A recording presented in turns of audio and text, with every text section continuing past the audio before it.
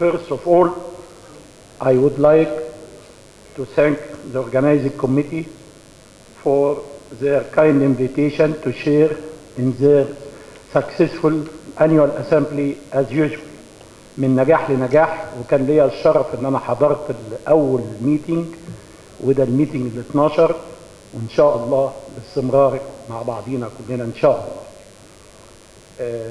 I will invite Professor Jadid Gogli from the CIPLA. He will talk about changing trends in COPD management. Professor Jadid is the Chief Medical Officer for the CIPLA Limited company.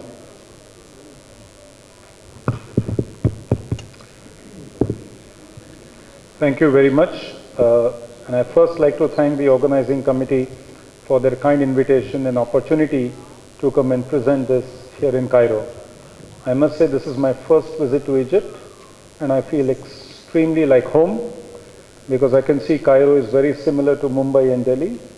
The weather is actually a little better than Mumbai, and the population is very similar. You have 90 or 100 million people. India has 1.2 billion people. So if we have a prevalence of airway disease of 5% or 6%, we have more than nearly 50 million people with asthma and COPD in India. So as you can imagine, in countries like India and many other similar countries, I dare say Egypt is somewhat similar, there are significant challenges in managing chronic airway disease. So what I have done in the next 20 minutes or so, I had two titles in the program. I have tried to merge them into one single presentation so that I try to give you a little different perspective of some of the challenges in managing obstructive airway disease.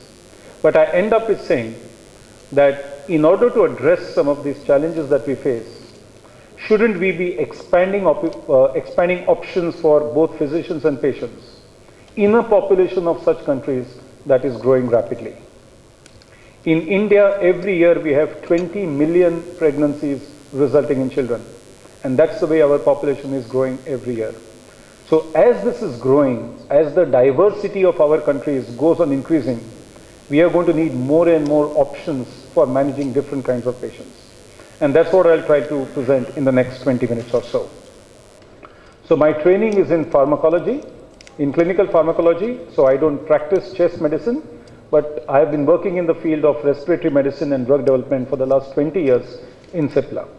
So I bring you greetings from our country, that is in India. So this is just one slide listing out some of the important challenges in managing chronic airway disease.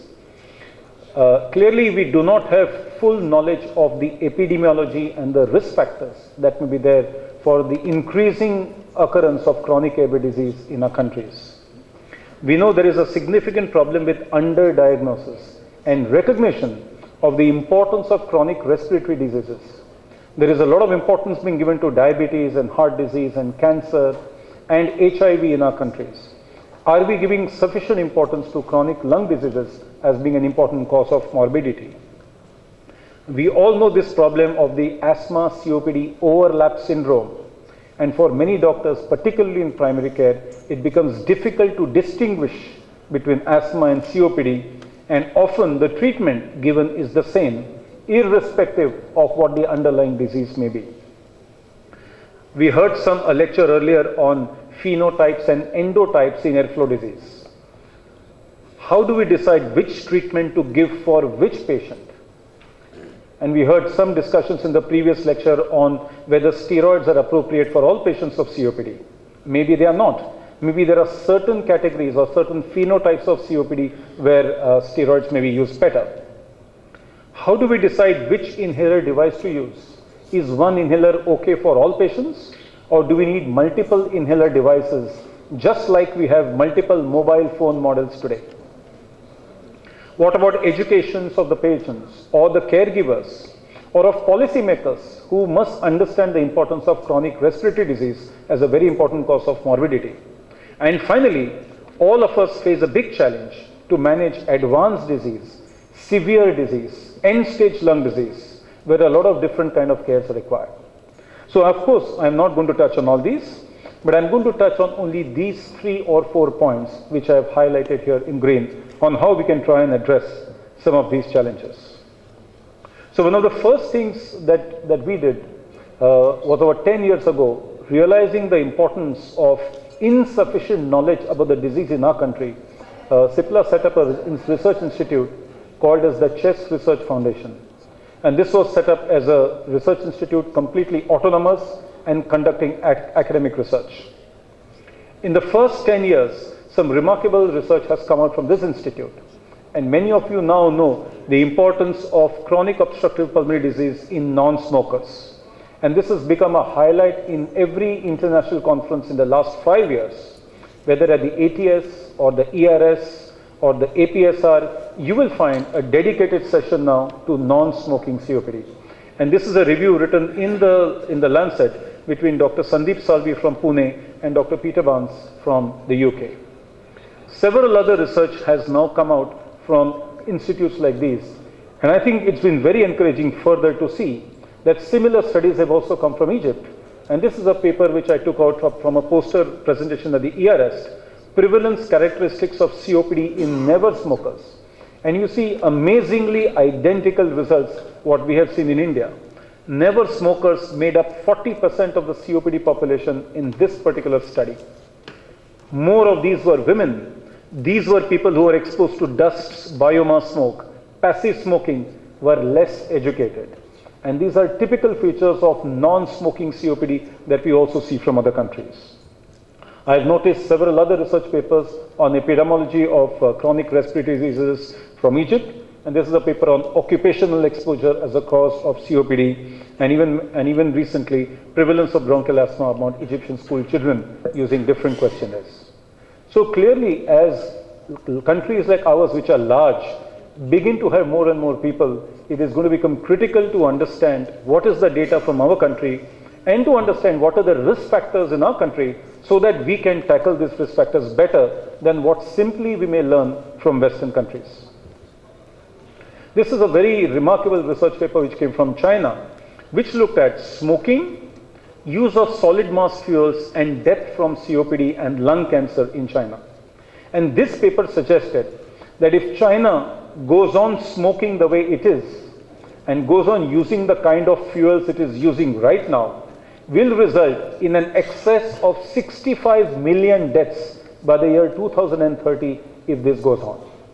And here you can see this blue line, which is a huge increase in mortality due to COPD only because of smoking and use of solid fuels. If, however, the country manages to control one or both these factors, you will actually see a trend which is going down and even reversing in the number of people who die. So I think there is a growing realization of the fact that how chronic lung diseases can occur due to factors other than smoking. And if we are able to control this, we could actually be able to reverse the epidemic of deaths due to COPD perhaps in the next 20 years or so. But it is only research from our countries which will tell us how we go ahead. And I'm going to show you one slide on a research paper which has not yet been published anywhere, but was presented at one of the European Respiratory Congresses last year and which won the best award for the team.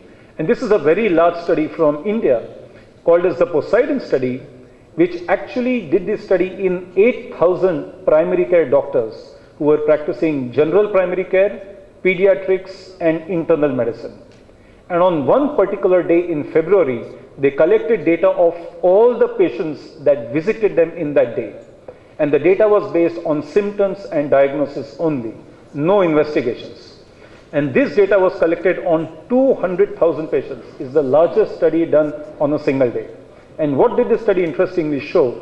The commonest reason for seeing a primary care doctor in practice is actually symptoms related to the respiratory tract. And that tells us the importance of educating primary care doctors on respiratory system, and a subject for which very few of them actually show a lot of interest. Today in India, many primary care doctors are interested in learning about high blood pressure or on learning about how to treat diabetes, but not many of them show interest in how to learn to treat airflow limitation due to asthma or COPD. And I think this study will drive a policy that in India that to try and educate primary care doctors on lung diseases. So these are some factors I wanted to discuss as far as epidemiology is concerned and related to primary care is concerned. Let me switch on to my area of expertise, which is more on drugs and devices.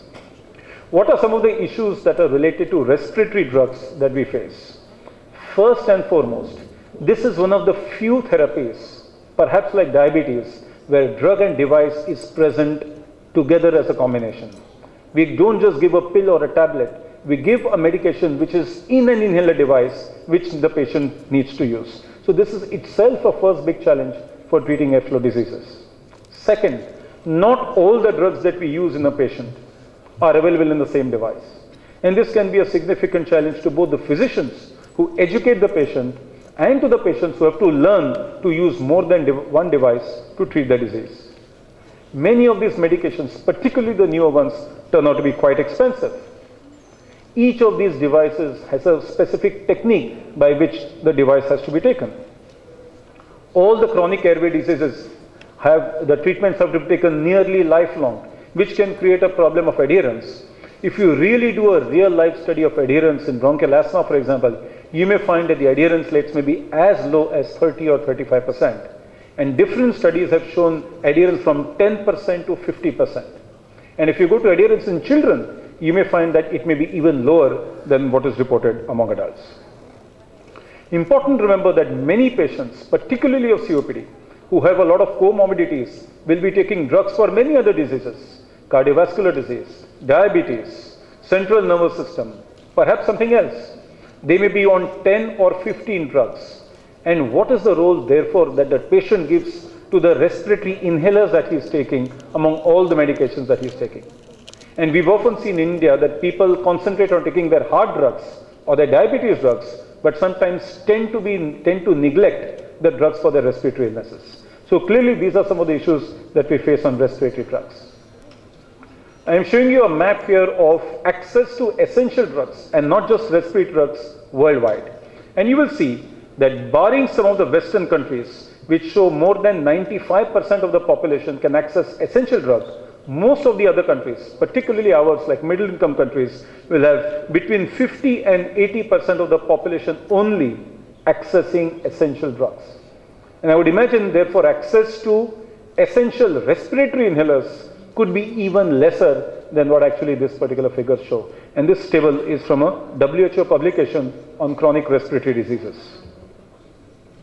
So if you try to analyze which are the important drugs for obstructive airway disease, I think we saw a very nice list in the previous presentation or the one before that, where the various drugs were listed out. Right? Is it possible to have the same device for multiple drugs as we go into the future so that patients and physicians can have it easier? We all know the importance of short-acting bronchodilators such as salbutamol. We all know recently that long-acting bronchodilators, whether they are beta agonists or muscarinic antagonists, have become important for maintenance treatment of COPD and some of them for asthma. The importance of single steroids. Just because combination therapy is available doesn't mean that single drugs can no longer be used. But particularly in children with asthma, we know that single steroids are by and large effective, and it's a very small number of children who would need combination therapy with an ICS and long-acting beta agonists. There are many newer combinations that are becoming available, double combinations of bronchodilators, triple combinations of two bronchodilators and a steroid, and these may be new options as we go into treatments in the future. Do oral drugs still have a role? Perhaps. Theophylline, extremely cheap, reasonably effective, and as was pointed out, if you use it at a low dose, can supplement some of the anti-inflammatory and bronchodilatory effects of the other drugs. Roflumilast has a small but perhaps a significant role to play in some patients with COPD. And these are a couple of papers that I want to show you that we have published from India. And this is a paper of triotropium dry powder inhaler versus the pressurized metered dose inhaler. This is the world's first PMDI containing tiotropium. And here you can see that with a single dose, the improvement in FEV1 over 24 hours is identical whether you use 18 micrograms by the dry powder inhaler or you take 2 puffs from the pressurized metered dose inhaler. Similarly, on this side, this is a paper showing levosalbutamol 50 micrograms to be as effective as salbutamol 100 micrograms over a period of 6 hours when given to patients who have asthma. So these are new options that you can create when you have such a large population and that is expanding so widely. We all know today that there are more than 65 to 70 different inhaled products in more than 15 or 20 different devices. And I'm sure in the next 5 or 10 years, many more to come. And some of my clinician friends tell me that it's getting confusing. But I in fact tell them, isn't it better to have more options rather than very few options? What is the problem that we should have? Too many options or too few options? And I think most of us will agree that we should have a problem of too many options rather than too few options. And I see that happening in the future, that physicians and patients will have many more options of drugs, devices, combinations. And therefore the clinician will have to, in their mind, make for themselves an idea of how they would like to treat their patients. We all know today that inhaler devices are primarily of metered dose inhalers or dry powder inhalers, which can be single dose or which can be multi-dose depending on the kind of device that you use. But in future, and now already you see some breath actuated pressurized metered dose inhalers in the market, something called as the autohaler, where a PMDI is activated by your inspiratory airflow itself. And I think more of these will come in the future as time goes by. Everybody keeps asking this question, are MDIs more effective or DPIs more effective? It's not easy for you to know because very often a drug is available either in an MDI or in a DPI.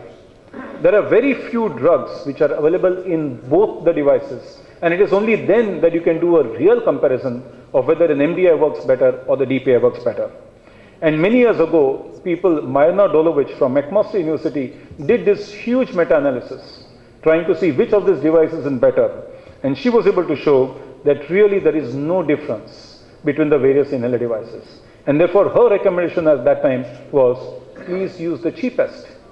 And if you look at on a cost basis, on a per puff basis, the pressurized metered dose inhaler tends to be the cheapest.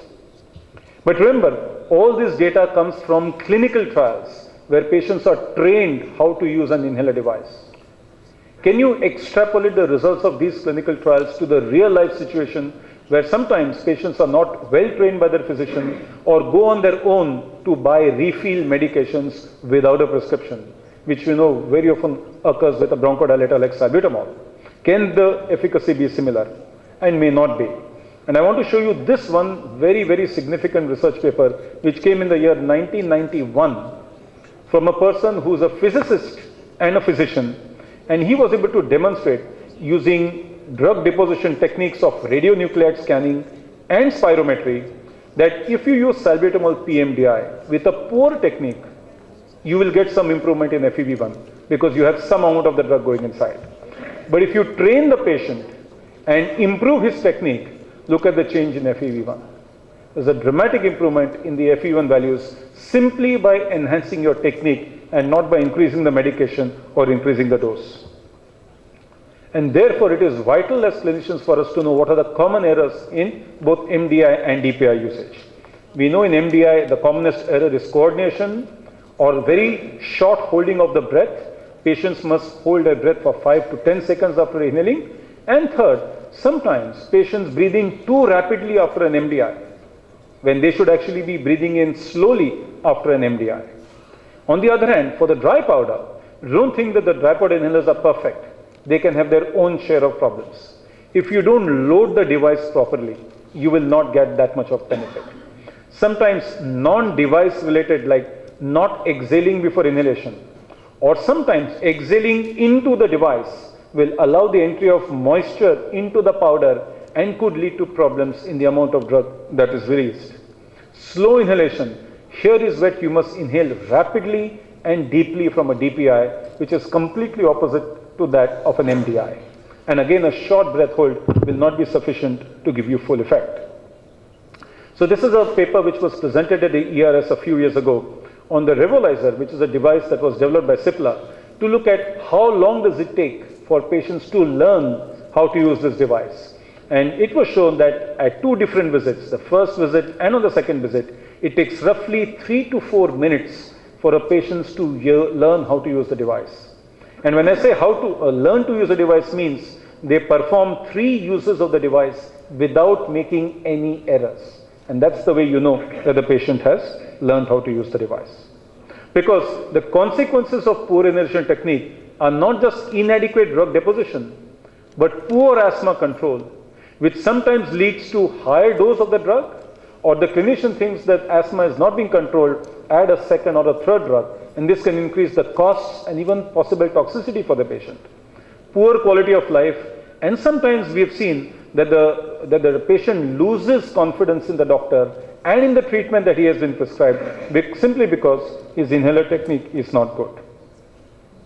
So we did a similar study about 4 years ago on the safety, efficacy and acceptability of salmeterol fluticasone in a new multiple dose dry pod inhaler called as the multi-inhaler in patients with asthma.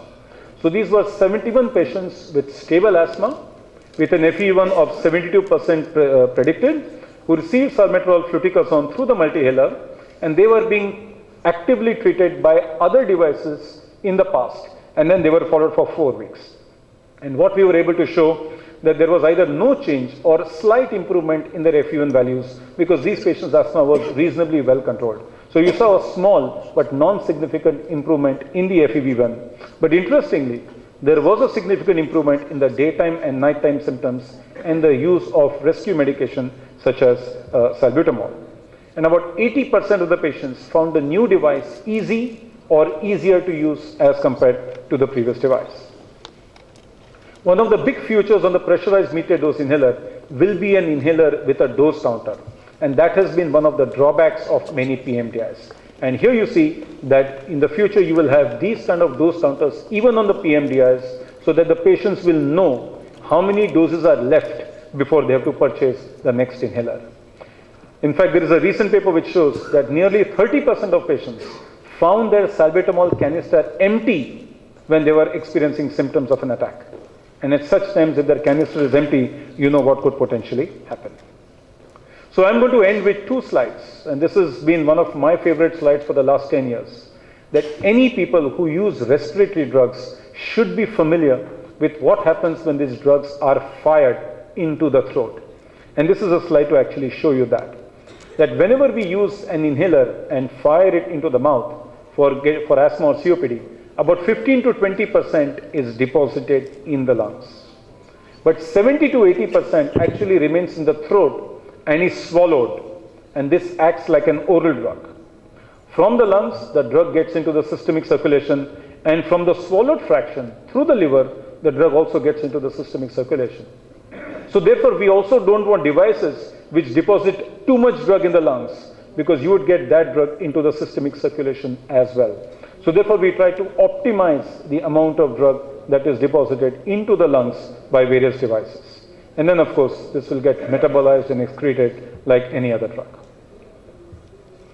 So everybody likes the perfect inhaler, and as a company, we would like to make the perfect inhaler.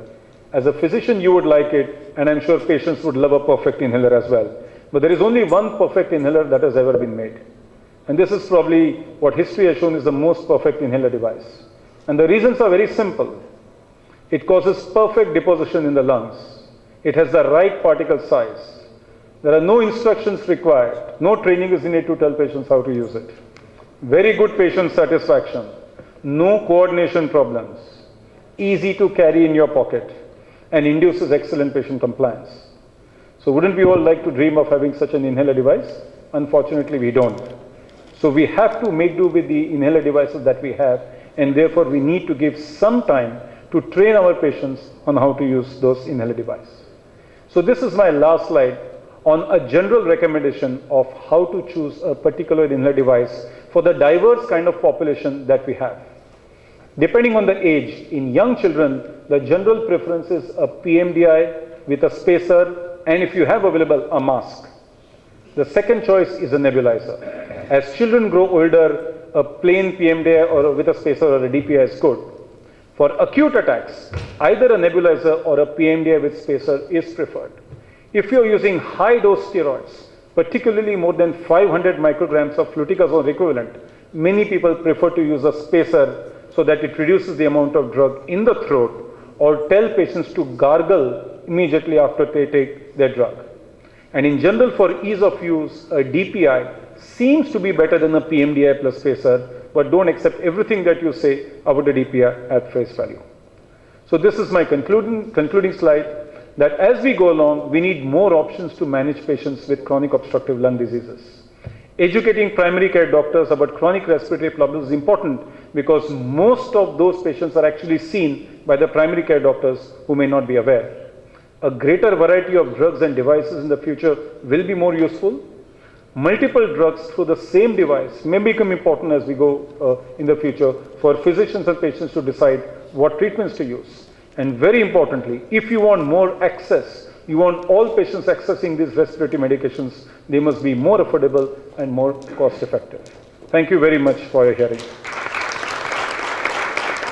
Thank you, Professor Jadid, for your kind, elegant expose of the topic of current challenges in the management of airway diseases in a growing country like ours. Thank you very much. Thank you. Very interesting talk, and by the way, we've been using this, the new devices, and the good news that it's much cheaper in price and very effective. Thank you very much. Congratulations for CIPLA and for their products in Egypt. Thank you, sir. Thank you very much. بشكركم على حضوركم. دي اخر سيشن النهارده دلوقتي، يعني في الغدا دلوقتي، الغدا جنبينا هنا، واحنا طولنا عليكم عشان عارف هايبوجلايسيميك، وانا اول واحد هايبوجلايسيميك معاكم، بس في تاني ميتنج هنبتدي تاني الساعه 7 مساء، وسيشن جميله جدا، فارجو حضوركم شرط الساعه 7 في نفس القاعه دي ان شاء الله. شكرا.